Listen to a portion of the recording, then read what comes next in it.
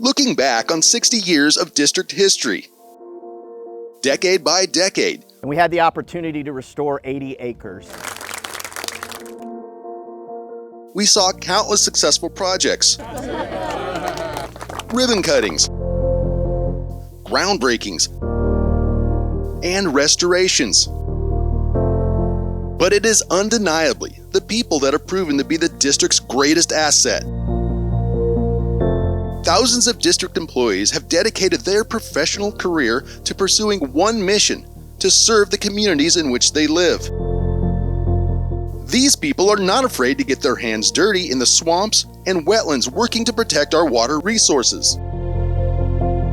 Not afraid to find efficient methods to serve customers. Not afraid to embrace new technology in the name of progress.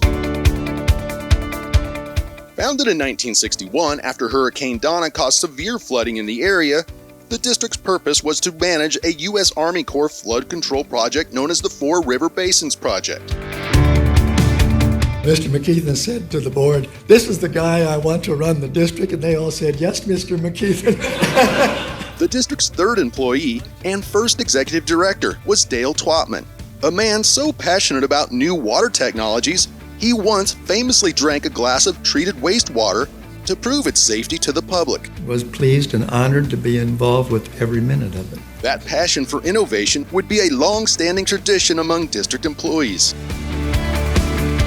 The district broke ground on the headquarters office in Brooksville in 1964, and later added locations in Bartow, Tampa, and Sarasota to provide regional service.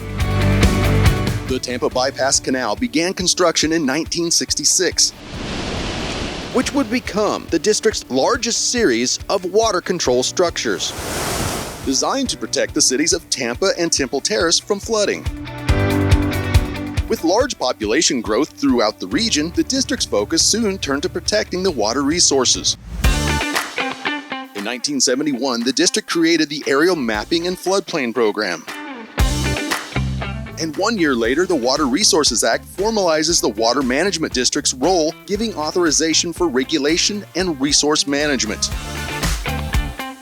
The winter of '77 brought a strange frozen kind of water to the area, which staff naturally began hurling at one another.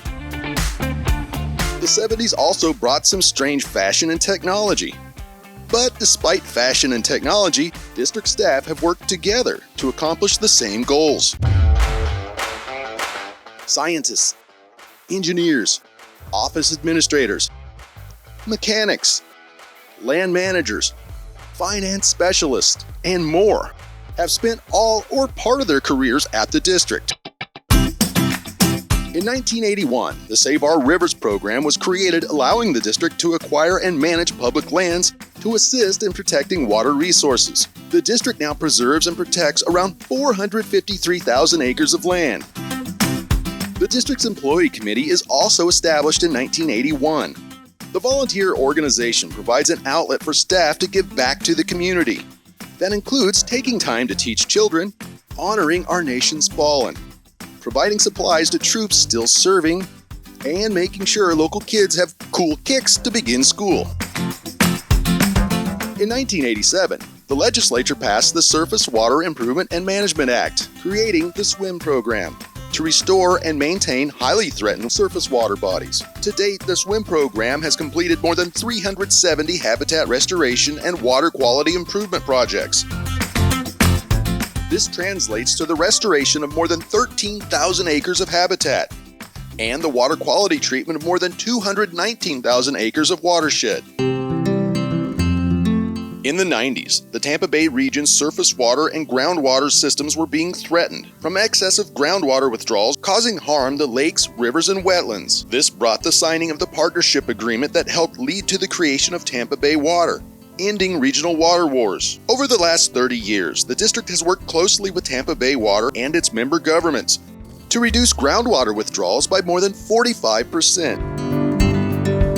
Similar environmental damage also occurred in the district's southern and heartland regions. The governing board approved the Southern Water Use Caution Area, or SWUCA, recovery strategy in 2006 to restore minimum flows of the Upper Peace River, restore minimum levels to priority lakes in the ridge area, reduce the rate of saltwater intrusion, and ensure efficient water supplies.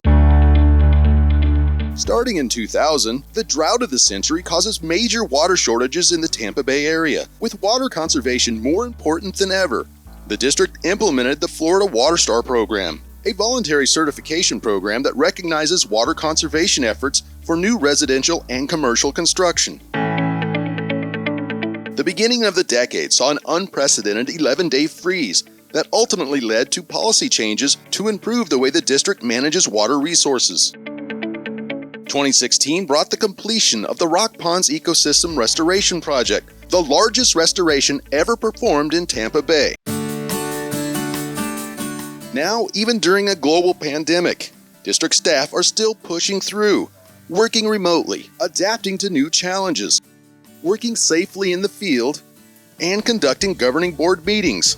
But most importantly, staff are working together to continue meeting our mission of protecting water resources, minimizing flood risks, and ensuring the public's water needs are met. 60 years of teamwork using our greatest asset to protect our greatest resource.